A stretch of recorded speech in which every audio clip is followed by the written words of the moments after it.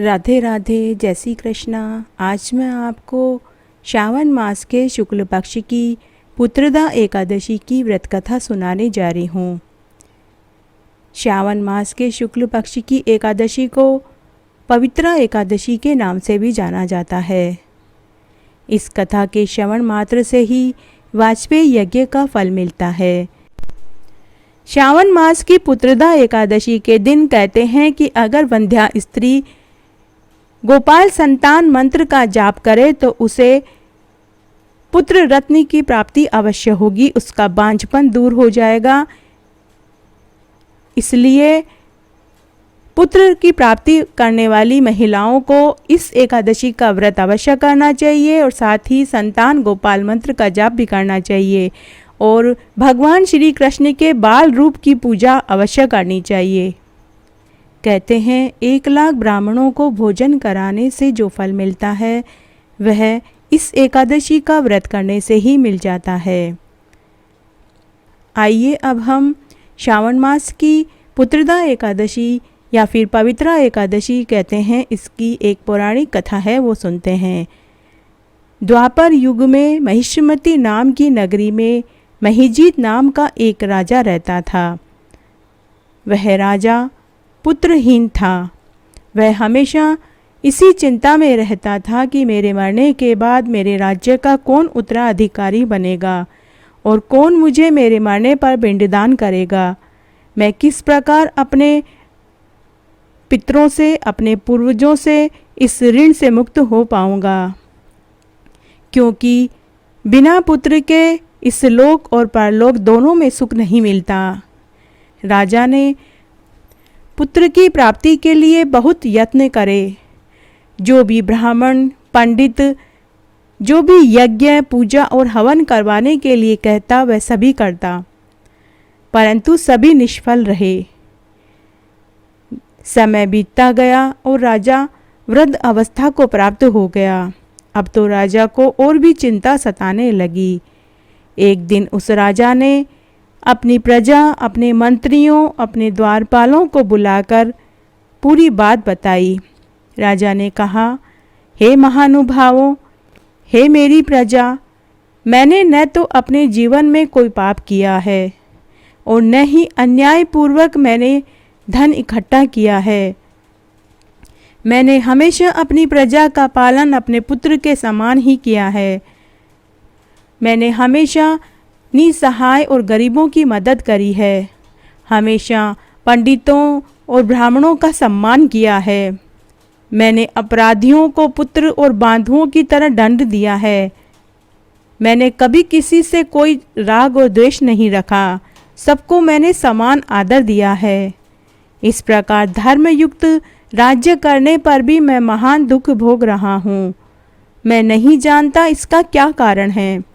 मेरे कुछ भी समझ में नहीं आ रहा है।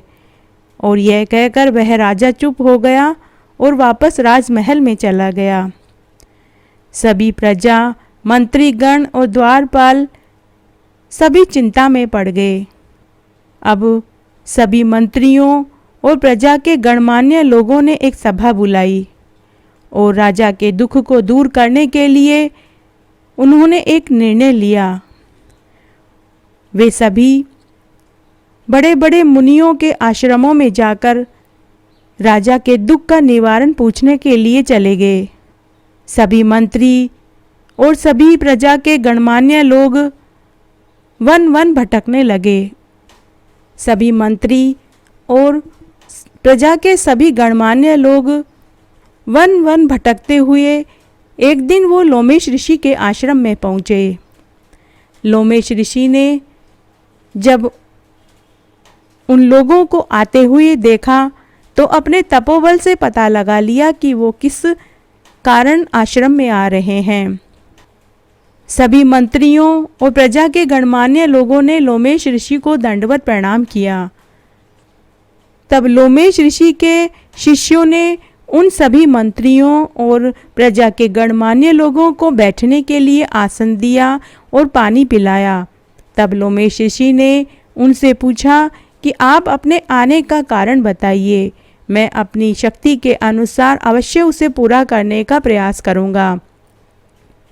लोमेश ऋषि के ऐसे वचन को सुनकर सभी मंत्रीगण और प्रजा के गणमान्य लोगों को थोड़ा आश्वासन मिला। तब एक मंत्री ने अपने आने का पूरा कारण बताया कि हे महर्षि, हम महिष्मती नाम की नगरी में रहते हैं। हमारे राजा का नाम महिजीत है। वे बड़े ही धर्मात्मा और न्याय प्रवृत्ति के हैं।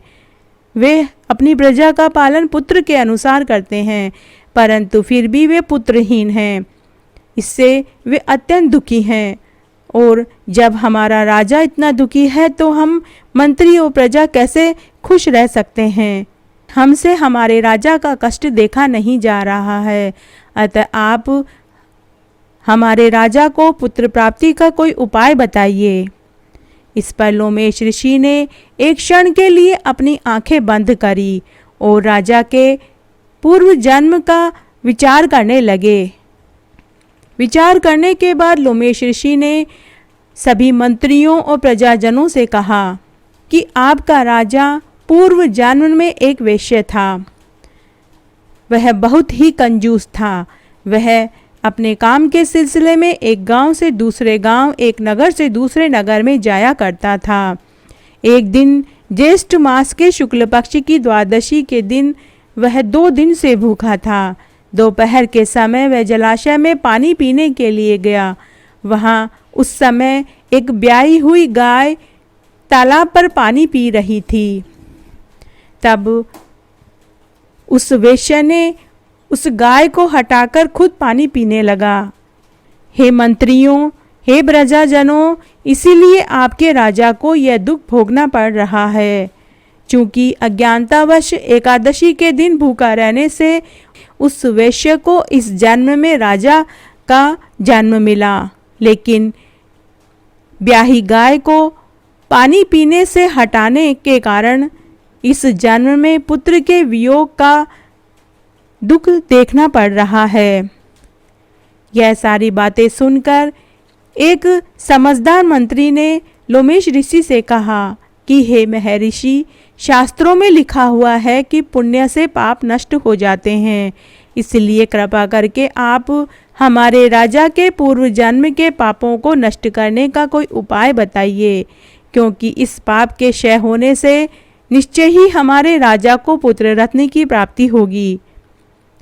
मंत्री के ऐसे वचन को सुनकर लोमेश ऋषि बोले, हे महात्मन, श्रावण मास चल रहा है।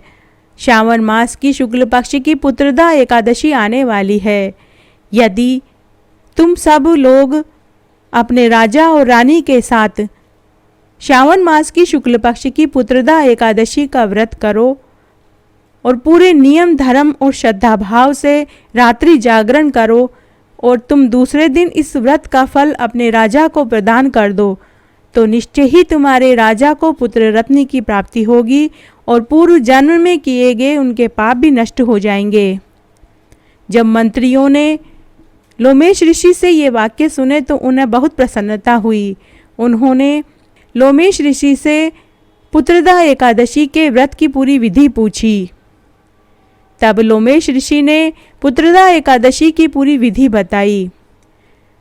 उन सब लोगों ने लोमेश ऋषि को प्रणाम किया और वापस अपने नगर को लौट आए।